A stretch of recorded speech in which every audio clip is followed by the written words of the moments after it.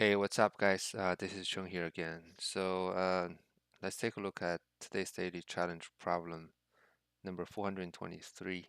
Reconstruct original digits from English. I mean, this one it's a very interesting problem. Not like any other problems on LeetCode. So, so basically, you're given like an empty string containing an out of order English representation of digits from 0 to 9. So only from 0 to 9. And you need to output the digits in ascending order. So which means that the input only contains lower English letters, and the input is guaranteed to be valid, and then can be transformed into its original digits. So that means the ABC, it cannot be transformed into any English letters, English word, right? And the input length is less than 50,000. So what does this one mean? It means that we could have like different digits, but now it's being represented by the English letters. So for example, we have 0, 1, 2, so which means that we're gonna have like a 0, right? And then we have 1, and then we have 2.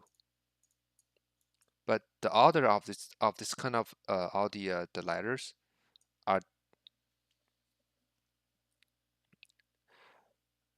wrong. Basically, these are the all the three all the letters, but they are in a different random orders. And our task is to basically to reorganize them so that we can know what are the numbers, right? And it could be one, so one digit could be have multiple appearances because the length is 50,000, right? So this one, all it requires is it's like some observations, And why is that? Because with this kind of random order numbers, we shouldn't we let's say for example if we pick O here, right? So we don't know how many we have because O belongs to different digits, English words. So which means we by looking at O we don't know how many uh how many 0 or 1 or 2 is there, right? But if we look at 0, right? But there are like some English letters that can only have a unique numbers. So what does it means that let's say we have let's output everything together from the start to from 0 to 9. So 0, that's 0, right? And then we have 1, right? We have 2, we have 3, right? Then we have 4, then 5, right? 6, 7, 8, and 9. Basically, this is all 10 digits, the English words, right? So if we take a look, so this one, what does it mean? It means that this one is only has so Z only appears in 0, right? And then what are the others, right? So the other one is 2 here, right? Basically, W only appeared in 2. So which means that if we know how many Z appears in this input here, we will know that not that we can tell how many zeros there, right? Similarly for 2 here. And what else? The next one is 4, right? Actually, so 4 means like it's U, right? U only appears in this 4. The next one is 6. 6 means it's X, right? X only appears in 6. And the last one is 8. 8 is G, right? So if we can basically get so we can the first round we can simply get how many 0, 2, 4, 6, and 8 by counting how many unique letters we have here, right? And then for the remainings, we basically will use this previously calculated results to calculate these 3 here, to calculate all this remaining here, and we have to follow a sequence, right? So the first one is 3 here. So let's see for calculating 3, how can we calculate 3 here? So 3 has THREE, right?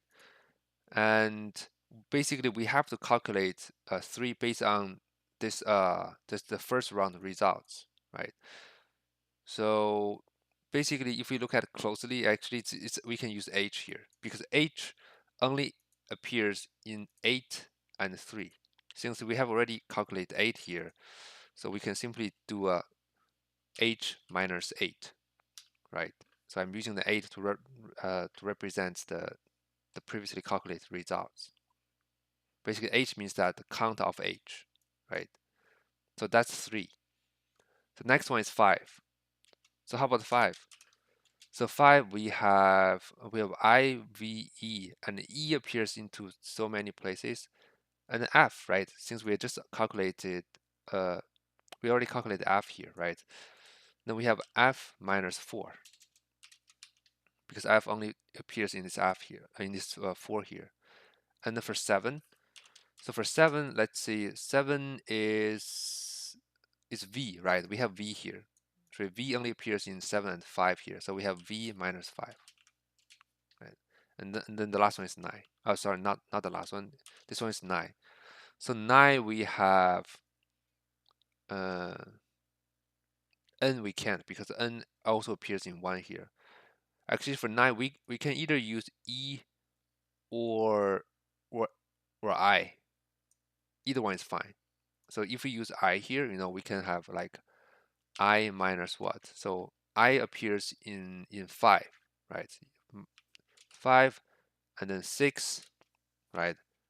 And then 8. That's how we calculate 9 here. And the last one is 1. So for 1, we can use actually for 1 we can use any of the letters because we have already calculated all the other letters. We can simply pick any of them. So for this one, let's pick O here. So we have O minus what? Minus 0, right? And then minus 2, and then minus what? The last one is 4, right? Yeah. So that's going to be our strategy. So let's translate this one into the code. So first one, we're going to have like count equals to counter dot s, right? Then I'm going to have like the basically the answers to store the intermediate result, right? So like I said, the first round is answer 0 equals to the count of z, right? Then answer 2 equals to count of w. Answer like 4 going to be the count of u, right? And then answer 6 equals to count of x. The answer last one is 8. That's the first round. We can see, we can simply use the unique letter to calculate the appearances, right? And the g. And the second round is 3, right? Basically 3 equals to the count of h, right? Minus answer 8, right? And then the answer of 5 actually, so count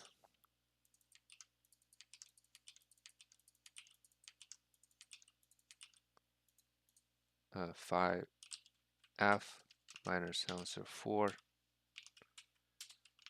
answer 7, right? It's like a tedious repeating, like copy and paste here. V minus answer 5, the answer 9 goes to count of I, right? Minus answer 5 minus answer 6 minus answer 8, right? The last one is 1, basically.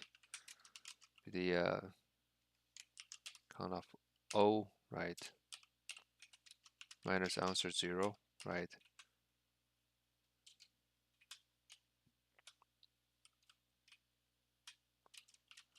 Answer 2, then answer 4, right? So that's going to be the answer. And then once we have the count for each of the digits, we simply need to do the output. And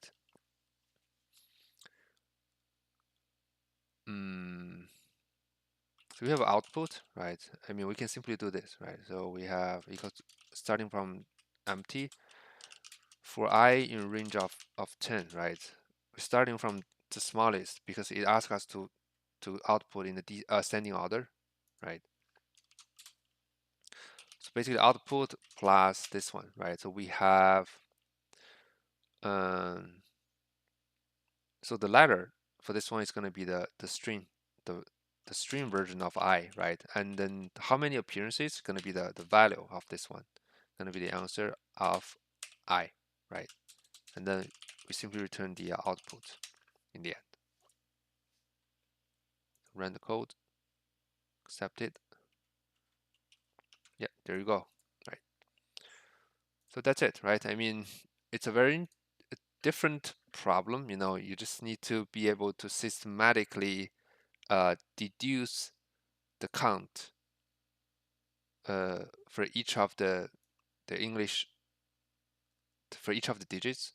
Actually, I'm kind of surprised this really works. Actually, you know, it's just like maybe it's just like coincidence that you know we can just like there are like enough like unique numbers, unique letters. We can get the several numbers, the count of several digits, and then based on those digits, we can deduce get the remaining count for the remaining digits. It's very fascinating, actually. Mm. And yeah, I think there's nothing else I want to talk about, right? So I mean, for time-space complexity, uh, it's pretty obviously it's O of n, right? Since we do a count here, yeah, that's it, right? And then here's like O of 10.